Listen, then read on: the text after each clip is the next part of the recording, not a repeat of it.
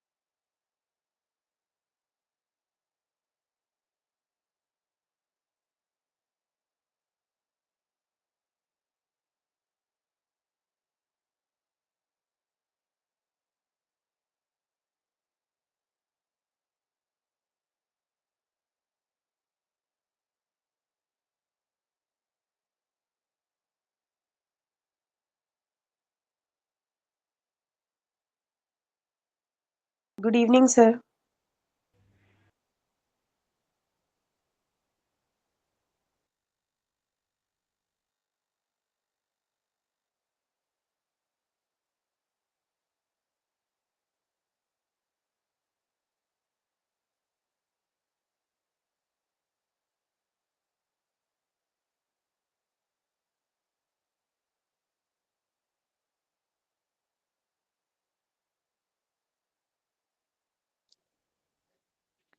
Good evening sir.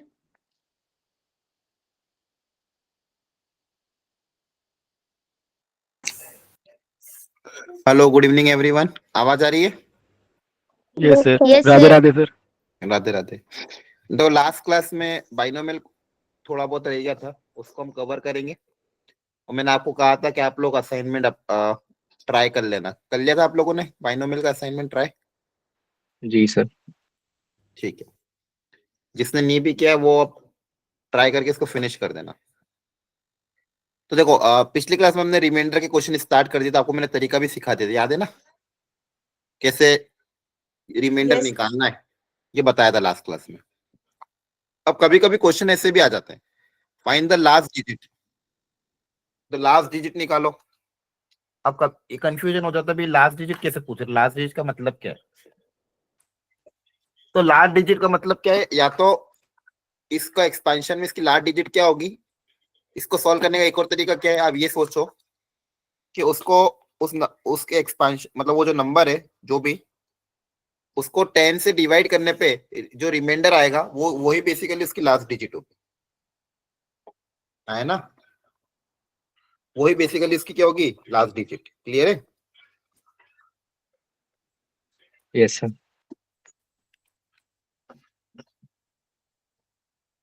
तो ध्यान रखना, क्वेश्चन ऐसे आए तो उसको आप इस तरह से सॉल्व कर सकते हैं। अब 10 का डिविजिबिलिटी देखना है। यहाँ पे 32 की पावर 32 है, तो कैसे 32 को क्या लिखेंगे बताओ? 2 की पावर 5। हाँ, सबसे पहले इसको 2 की पावर 5 लिख दो। तो ये कितना हो जाएगा? 2 की पावर 5 इंटू 32 कितना होगा? 160। 160। 160। अब 2 की पावर 160। अब मुझे लाना क्या है, 10। मुझे क्या क्रिएट करना, 10 के मल्टीपल, है ना? तो टू सर की पावर्स देख लेते हैं। 2 की पावर में 10 के सबसे पास कौन आता है? 8। हाँ देखो, 2 की पावर 1, 10 या 10 के मल्टीपल्स है ना, 10, 20, 30, ये इसके मल्टीपल्स हैं। और 2 की पावर में क्या है, ये एंड सो ऑन। तो 2 की पावर तो सारे इवन नंबर ही होंगे, और 10 के मल्टीपल्स भी इवन नंबर। दोनों में 2 का गैप तो रहेगा ही, एक का गैप तो पॉसिबल नहीं है ना? दो नंबर में यस। एक वाला गैप कब पॉसिबल होता है, जब दोनों में से कोई एक ऑड हो और एक इवन हो। अब ये दोनों इवन है, इसके सारे मल्टीपल्स भी इवन है, उसकी सारी पावर भी इवन है, तो दोनों में 2 का गैप तो रहेगा ही सही। तो आप यहां से 2 क्यूब अलग निकाल लो। ठीक है, अब 2 क्यूब निकालने के लिए 160 में से 3 अलग निकालना। अब इसकी पावर में 3 भी नहीं आता है ना, यस सर। 4 आता है, और 2 की पावर 5 में फिर 32 आएगा। सर इसको 2 इंटू 2 की पावर 159 लिख देंगे।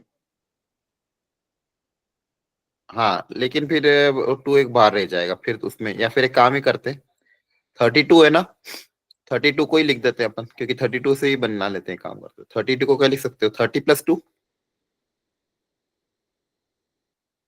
है ना, यस सर। इसमें जीरो तो आ ही जाएगा, इससे थोड़ा बहुत काम हो जाएगा, फिर बचा हुआ पार्ट और देखते हैं। इसको जब एक्सपेंशन करोगे,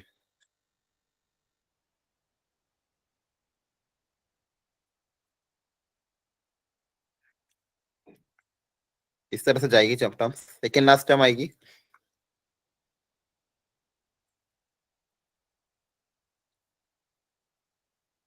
और लास्ट टर्म आएगी।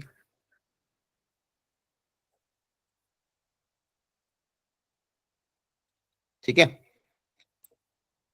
लेकिन वापस दिक्कत हो, 2 की पावर वापस क्रिएट हो जाए। अब देखो यहाँ से लेके यहाँ तक की टर्म्स में सब में 10 आ रहा है, कम से कम एक,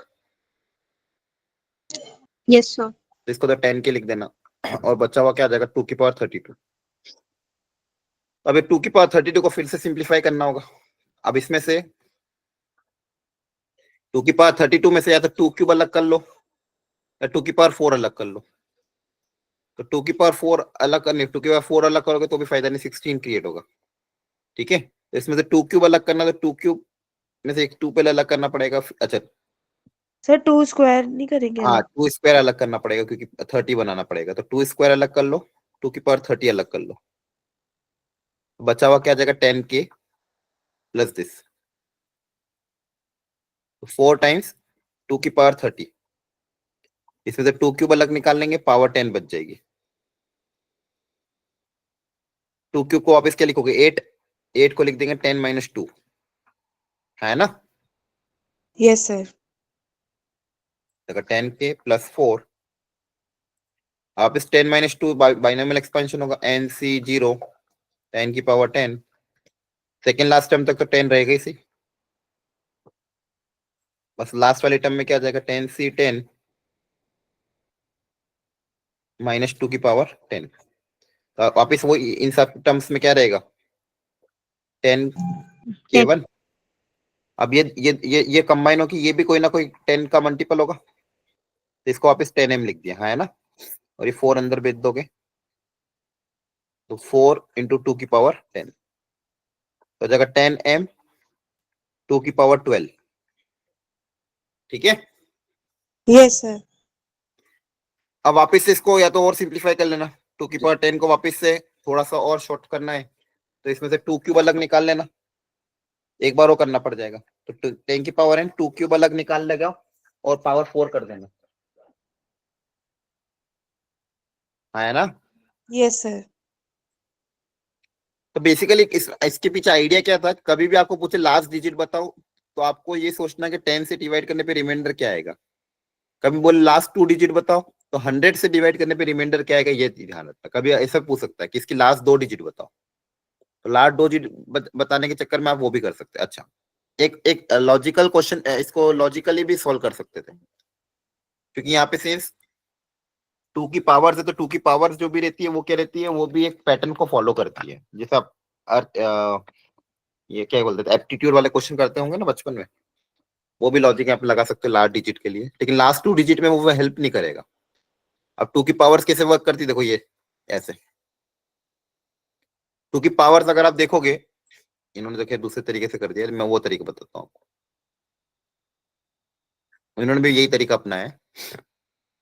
2 की पावर्स को देखते गए और देखा सबसे नजदीक में कौन सा आ रहा है, हायर पावर ले ली, ताकि कैलकुलेशन पावर को और रिड्यूस कर दिया इन्होंने, कैलकुलेशन और आसान बनाने के लिए पावर को और रिड्यूस कर दिया। देखो इन्होंने क्या लिया, 2 की पावर 8 तक गए।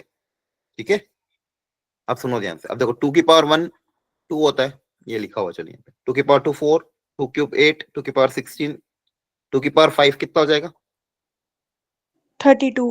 32। तो देखो वापिस से वो लास्ट डिजिट रिपीट होगा।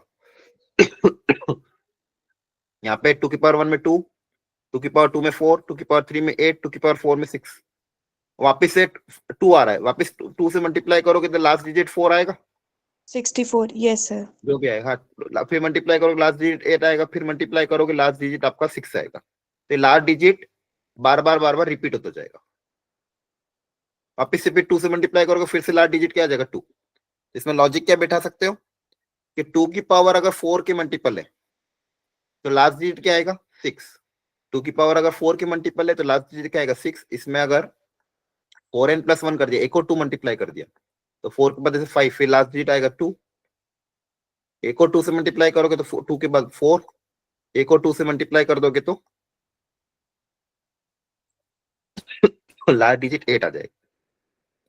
मतलब जो भी पावर है 2 की, जैसे यहाँ पे क्या था 2 की पावर, टोटल पावर कितनी आई थी अपने स्टार्टिंग में, 2 की पावर टोटल कितनी थी ये क्वेश्चन में, 160 है ना। Yes, sir. अब Yes इसको sir. 4 से डिवाइड करें तो ये तो 4n का मल्टीपल ही है, Yes sir. ये तो 4 का मल्टीपल ही है। तो 4n वाले में लास्ट डिजिट कितना आएगा 6 आएगा, तो डायरेक्ट आंसर 6 भी लिख सकते हो।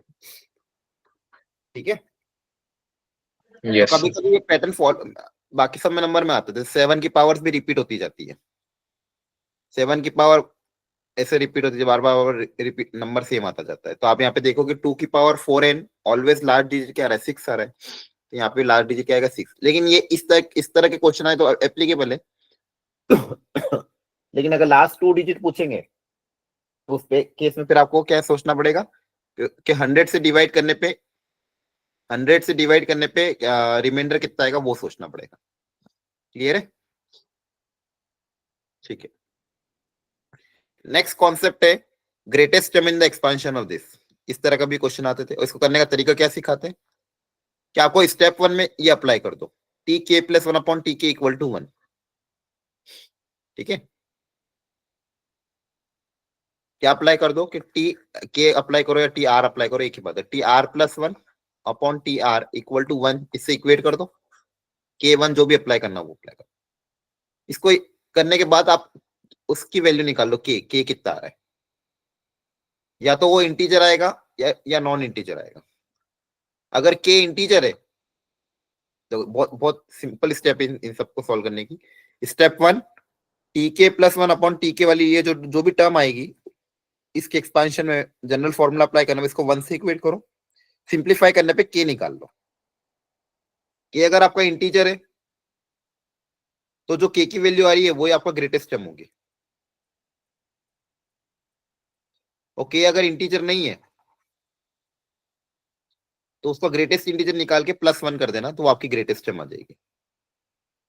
ठीक है, जैसे मान लो के की वैल्यू आ रही 2.5 या के की वैल्यू आ रही मान लो 4.7, तो ग्रेटेस्ट टर्म कौन सी हो जाएगी 4 + 1 5, फिफ्थ टर्म ग्रेटेस्ट टर्म हो जाएगी। उसका इंटीजर पार्ट क्या हो जाएगा 4, उसमें +1 करोगे तो 5। जैसे के की वैल्यू आ रही मान लो 7.8, तो ग्रेटेस्ट टर्म 8th टर्म होगी। के की वैल्यू आ रही मान लो 13.2, तो ग्रेटेस्ट टर्म कौन सी होगी 14th। आ रही बात समझ में, बोलो।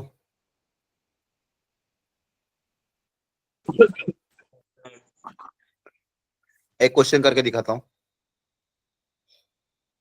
बोला find the greatest term in the expansion of this when x = 3/2, when x = 3/2। तो स्टेप 1 जो भी बताया था,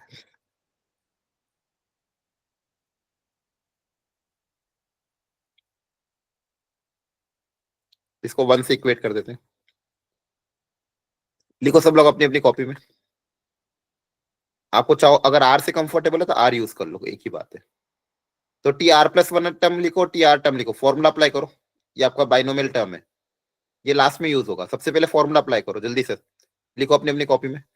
Tr+1 टर्म का फॉर्मूला ऊपर लिखो, Tr का फॉर्मूला नीचे लिखो। लिख पाओगे Tr+1 टर्म क्या होगी इसके एक्सपेंशन में? Yes sir. सबको पता है ना, जनरल टर्म का फॉर्मूला सिखाया था पहली क्लास में।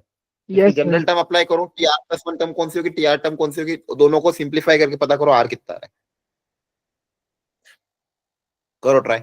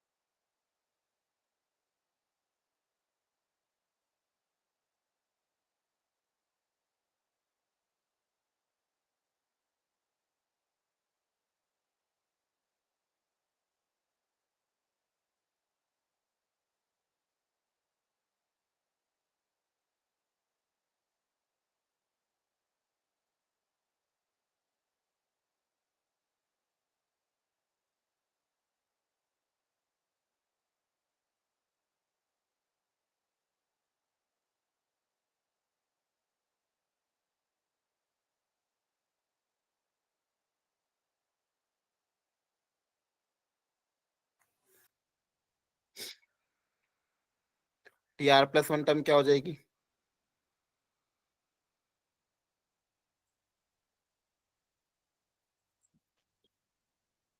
हाँ है ना, सही लिखा है। Yes, sir. Yes, sir. Yes. जी सर. tr टर्म क्या होगी? 9c क्या आएगा यहाँ पे? R minus 1. R minus R 1. minus 1. 2 की पावर इन दोनों का डिफरेंस 10 minus R. और 3x की पावर r माइनस। क्लियर है?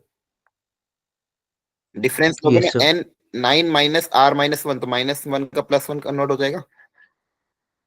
कैलकुलेशन का ध्यान रखना, एरर मत करना, ठीक है ना। Yes, sir. अब देखो यहाँ पे क्या क्या बचेगा, एक एक को एक्सपांड करो। ये हो जाएगा 9 factorial divided by r factorial into 9 minus r factorial. यहाँ पे 2 की पावर देखो, यहाँ पे 2 की पावर है 9 माइनस r, और यहाँ पे 2 की पावर 9 माइनस r प्लस 1 है, तो 9 माइनस r अलग कर लो और +1 का 2 अलग कर लो।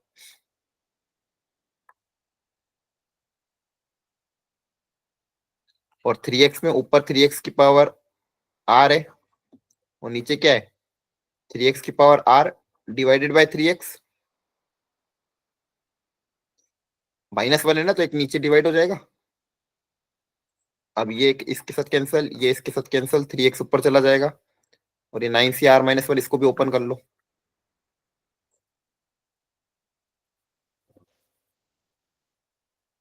क्लियर है? कैलकुलेशन है, तो सब कर लोगे ना। यहाँ पे r-1 फैक्टोरियल, यहाँ पे r फैक्टोरियल है, तो r फैक्टोरियल को क्या लिखोगे, r इंटू r-1 फैक्टोरियल, वो उसके साथ कैंसिल हो जाएगा। यहाँ 9 माइनस r, यहाँ पे 9 माइनस r प्लस 1, तो ये क्या हो जाएगा, this into 9 minus r factorial, वो इसके साथ कैंसिल हो जाएगा। आपके पास सिंपली क्या बचेगा, यहाँ पे ये ऊपर चला जाएगा, ये r नीचे आ जाएगा, मल्टीप्लाई पे डिनोमिनेटर में 2 बचेगा और ये डिवाइड वाला 3x ऊपर चला जाएगा, इक्वल टू 1। तो यहाँ से आ जाएगा 10 minus r upon r into 3/2 into x। x की जगह वापस 3/2 रख दोगे, क्वेश्चन में दिया हुआ था। तो यहाँ आ जाएगा 10 minus r upon r equal to 4/9। ये 4/9 क्रॉस मल्टीप्लाई कर दोगे। सर हाँ, सर ये जो आपने डिनोमिनेटर में 9 फैक्टोरियल लिया है उसके नीचे ये r प्लस है या -1 है? माइनस होगा ना, इसको ओपन कर लेना, इसको ओपन करके लिख ओके लेना। हाँ, ओके सर। यहाँ आ जाएगा 13r इक्वल टू 90। यहाँ से r कितना आ जाएगा, 90/13। इसकी बताओ अप्रोक्सीमेट वैल्यू कितनी आएगी।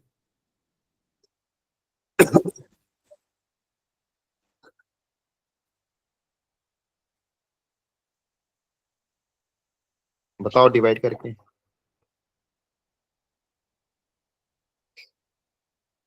लगभग आएगा 6.92 समथिंग। Sir, बताओ sir. ग्रेटेस्ट टर्म कौन सी होगी।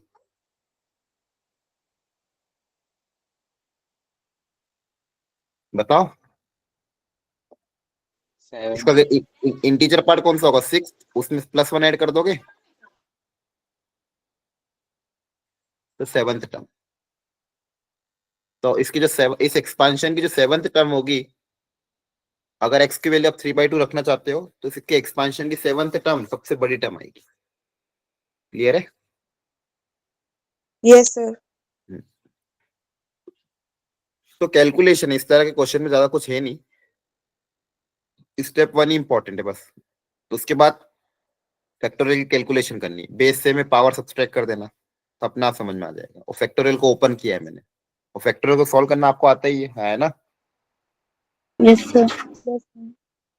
ठीक है, लास्ट टॉपिक है binomial theorem for any index.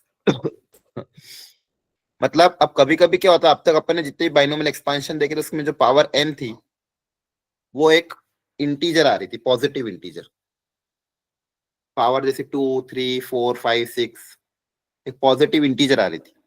लेकिन अगर पावर इंडेक्स मतलब पावर, पावर अगर कोई भी रेशनल नंबर आ जाए, पावर क्या आ जाए, रेशनल। अब रेशनल में तो पॉजिटिव, नेगेटिव, फ्रैक्शनल सब माना जाता है पी बाई क्यू का टर्म।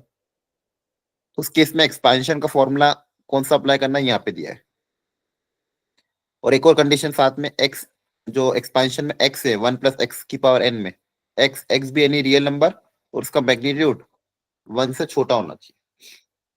तो उसके एक्सपांशन का फॉर्मूला ये अगर कंडीशन सेटिस्फाई कर रहा है तो एक्सपांशन का फॉर्मूला आपको ये वाला याद रखना है, 1 + nx + n × n - 1/2 factorial x² and so on. क्या याद रखोगे? nx प्लस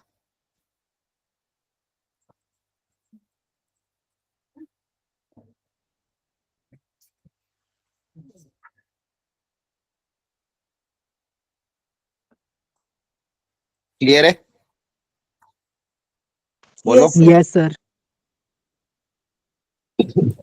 यहाँ पे ध्यान रखना है x का मैग्नीट्यूड 1 से कम होना चाहिए। अगर ये क्वेश्चन में दिया तो डायरेक्ट अप्लाई कर देना, मैग्नीट्यूड 1 से कम नहीं दिया तो पहले अपन 1 से कम क्रिएट करेंगे फिर अप्लाई करेंगे। और यहाँ पे अपन 1 कोशिश करेंगे यहाँ पे 1 क्रिएट हो जाए और ये वाला एक्सपेंशन आप अप्लाई कर सकते हो। अब यहाँ पे n की वैल्यू फ्रैक्शन भी आ सकती है, नेगेटिव भी आ सकती है, पॉजिटिव भी आ सकती है, ठीक है। तब अप्लाई, जैसे यहाँ पे अप्लाई भी करवाते थे, कुछ को डायरेक्ट है जो डायरेक्ट फॉर्मूला अप्लाई कर लेना। अगर n की जगह -1 रख दो इस फॉर्मूले में, n की जगह अगर -1 रख दोगे तो देखो -1 रखने पे आपका जो एक्सपेंशन आएगा वो ऐसा कुछ दिखेगा, जिसको याद रखना बहुत आसान है। अल्टरनेट +-1 चलेंगे, 1 + x की पावर -1 में 1 - x + x² - x³ and so on. जो भी ऑड पावर उसके आगे नेगेटिव, इवन पावर के आगे पॉजिटिव। अगर इस x की जगह वापस -x कर दोगे तो जितने भी नेगेटिव थे वो भी सब पॉजिटिव में बदल जाएंगे। तो ये भी बहुत अच्छा एक्सपेंशन है। कौन सा वाला? 1 + x, एक तरह की जीपी है, इनफाइनाइट जीपी, उसी का फॉर्मूला यहाँ पे लिखा हुआ है। और ये कितना होता है? 1 - x की पावर -1, दैट इज 1/1 - x, है ना। इनफाइनाइट जीपी का फॉर्मूला भी ये सिखाया गया था आपको, a/1 - r। Yes sir. Yes, sir. और यहाँ पे सबके केस में आप x का मैग्नीट्यूड -1 और 1 के बीच में लाई करना चाहिए, ठीक है। तो स्टार्टिंग के 2 एटलीस्ट याद रख लेना, काम बन जाएगा, कैलकुलेशन आपकी आसान हो जाएगी। क्लियर है यहाँ तक? Yes sir. Yes sir. अब देखो इन्होंने यहाँ पे क्वेश्चन सॉल्व करा, बोले find the coefficient of x² in the expansion of this. इसको कैसे अप्लाई करना है वो देखो ध्यान से।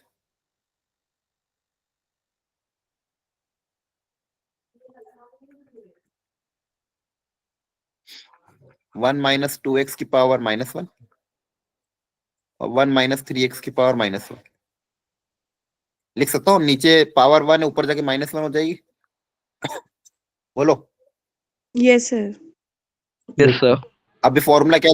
अभी फॉर्मूला आपको रटाया था, 1 - x की पावर -1 का फॉर्मूला क्या है? 1 + x + x² + x³ and so on, है ना। आसान है फॉर्मूला याद रखना। जी sir. Yes, sir. Yes sir. यहाँ पे 1 - x, x की जगह 2x पावर -1 है, तो 1 + x + x²। तो x की जगह जहां जहां भी x, उसकी जगह 2x आ जाएगा। Yes sir. और सेम चीज यहाँ पे भी होगी सेकेंड वाले में, जहां जहां भी x, उसकी जगह फॉर्मूले में 3x आ जाएगा। अब मुझे ये पता करना है कि x² का कोफिशिएंट क्या होगा। तो बस यहाँ पे आप ध्यान सुनना, लॉजिक सोचना पड़ेगा कि x इन दोनों ब्रैकेट्स को जब आपस में मल्टीप्लाई करेंगे तो x² की टर्म कहाँ कहाँ पे आएगी। देखो, जब 1 मल्टीप्लाई होगा इस पूरे, तो 1 के साथ होगा, इसके साथ होगा, इसके साथ होगा, सो ऑन मल्टीप्लाई होगा। तो x² किसके साथ क्रिएट होगा? 3x. इसके साथ क्रिएट होगा, है ना। Yes, sir. Yes sir. तो बेसिकली Yes, अब sir. मुझे मुझे करना क्या है, मुझे ये देखना है कि इसके एक्सपांशन में बहुत सारी टर्म आएगी, x² के साथ कौन कौन सी टर्म आएगी वो देखना है। तो जब ये पहली 2 टर्म मल्टीप्लाई होगी तो देखो यहाँ पे 1 × 3x² मतलब 9 क्रिएट हो जाएगा। Yes, sir. Yes sir. अब आगे सोचते हैं, 2x किसके साथ मल्टीप्लाई हो इस ब्रैकेट में, ताकि इसके साथ। 3x। Yes, sir. 3x. तो यहाँ पे क्या क्रिएट होगा? 2 × 3। 2x² किसके साथ मल्टीप्लाई होगा? 1 के साथ। 1 के साथ। तो यहाँ से 2x² में क्या आएगा? 2 का स्क्वायर दैट इज 4 और यहाँ पे 1। अब आगे तो हायर पावर आएगी, है ना। Yes, sir. Yes sir. और ये 5 तो सबके साथ मल्टीप्लाई करना ही है, तो फाइनली मेरे एक्स स्क्वायर का कोफिशिएंट कितना आ जाएगा?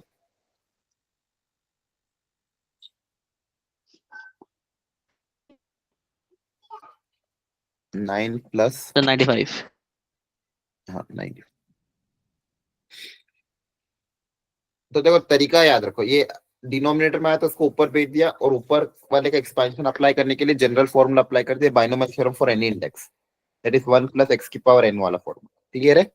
और क्वेश्चन में ऑलरेडी कंडीशन ही दी हुई थी। आया समझ में या नहीं? Yes sir Yes, sir. आगे. यस सर आ गया। तो देखो एक आपका बाइनोमियल कोफिशिएंट भी आता था इस चैप्टर में टॉपिक बाइनोमियल कोफिशिएंट, लेकिन अभी स्क्रीन ऑफ कर दी मैंने। बाइनोमियल कोफिशिएंट में एक टॉपिक आता था तो वो सिलेबस से डिलीट हो चुका है।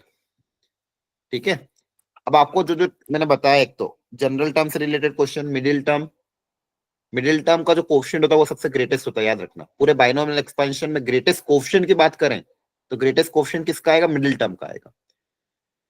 और ग्रेटेस्ट टर्म की बात करें तो ग्रेटेस्ट टर्म निकालने का तरीका r+1 को r वाले से डिवाइड कर दो, इक्वल टू 1 कर देना, जो आज सिखाया है।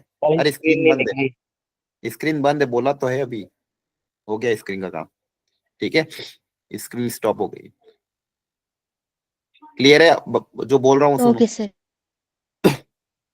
और इसके अलावा एप्लीकेशन बेस्ड क्वेश्चन, रिमाइंडर निकालने, लास्ट टर्म निकालना, रिमाइंडर निकालने के तरीके वो आपको मैंने सिखा दिया।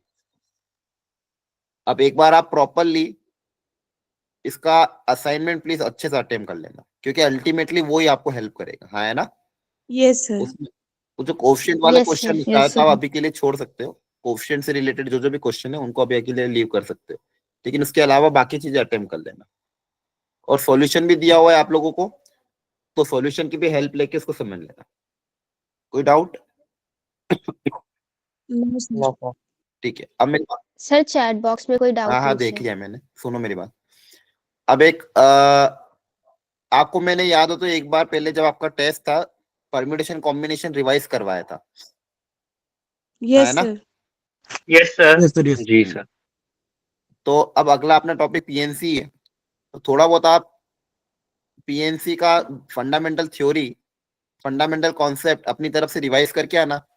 हम डायरेक्ट क्वेश्चंस के थ्रू ही अप्लाई करवाएंगे, मतलब मैं ऐसा नहीं कि पूरी थ्योरी डिटेल में, क्वेश्चन पढ़ाऊंगा, उसी में जो थ्योरी उसकी आएगी उसी को मैं एक्सप्लेन करते करते आगे बढ़ जाऊंगा, और उसमें थ्योरी भी अपने आप कवर हो जाएगी लेकिन क्वेश्चन भी कवर हो जाएंगे। हाँ है ना? Yes sir. Yes sir. Okay, sir. हाँ हाँ माधव, आप पूछो क्या डाउट है? तो मुझे रिमाइंडर थ्योरम से डाउट था सर, लास्ट क्वेश्चन जो कराया था रिमाइंडर कौन सा? सर, जो लास्ट क्वेश्चन आया था ना लास्ट क्लास में रिमाइंडर थ्योरम से, हाँ हाँ तो सर मुझे बस ये पूछना था कि लास्ट में 13 प्लस माइनस करा था ना, वो क्यों करा था? हाँ, मैं समझा देता हूँ, 2 मिनट देखो। उसके पीछे का कारण क्या है वो देखो।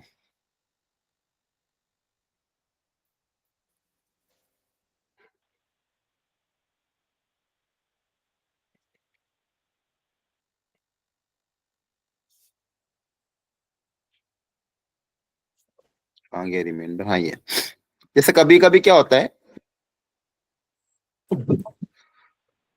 हम सिंप्लीफाई करके फाइनली मेरा आंसर जैसे यहाँ पे कह रहा है 10 के -1। अब प्रॉब्लम क्या है ना, रिमाइंडर जो मेरा बेसिक फंडामेंटल क्या होता है, ये dividend is equal to divisor into quotient plus remainder. तो प्लस वाला जो बचा हुआ पोर्शन है तो वो रिमाइंडर था प्लस के साथ वाला, है ना? तो मुझे जो अपनी इक्वेशन लिखनी है वो प्लस के टर्म्स में लिखनी है। मतलब अगर कोई नंबर है n, उसको मैं ऐसा लिख दूं 5k + 3, इस टाइप का कोई नंबर हो तो 5 से डिवाइड करने पे रिमाइंडर कितना आएगा? 3। 3 आएगा। अब लॉजिकली भी देख लो, 5k + 3 टाइप के नंबर जैसे 18 हो गया, 28 हो गया, 23 हो गया, ये 5k + 3 टाइप के नंबर, इसको 5 से डिवाइड करोगे रिमाइंडर हमेशा 3 आएगा। तो मुझे इस फॉर्मेट में कन्वर्ट करना ताकि यहाँ पे प्लस के टर्म्स में हो, यहाँ पे 5 का मल्टीपल हो। तो मेरे पास क्या आ रहा था, -1 आ रहा था, तो मुझे प्लस के टर्म्स में चाहिए, और डिविजिबिलिटी 5 का देख रहा हूँ तो यहाँ पे 5k का टर्म क्रिएट करना था, तो इसलिए मैंने क्या करा, +5 कर दिया और -5 कर दिया। इससे फायदा क्या हुआ, ये जो -1 था ये -1 इस +5 के साथ कंबाइन होके प्लस में कन्वर्ट हो गया है ना। ये माइनस का 1 यस सर। इस +5 के साथ कंबाइन होके ये +4 बन गया, ताकि ये मेरा आंसर प्लस के टर्म्स में आ गया। और ये जो -5 के था, इन दोनों को मैंने साथ में रख लिया। इन दोनों को क्या रख लिया? साथ में। इसको साथ में क्यों रखा? क्योंकि अल्टीमेटली ये भी अभी भी 5 का ही मल्टीपल है ना। Yes sir, yes sir. 5 के -10 को मैं 5n तो लिख ही सकता हूँ, इसमें 5 का फैक्टर कॉमन आ ही रहा है। तो मेरा जो 10 के -1 था उसको लिखने का एक और तरीका क्या हो गया? 5n + 4।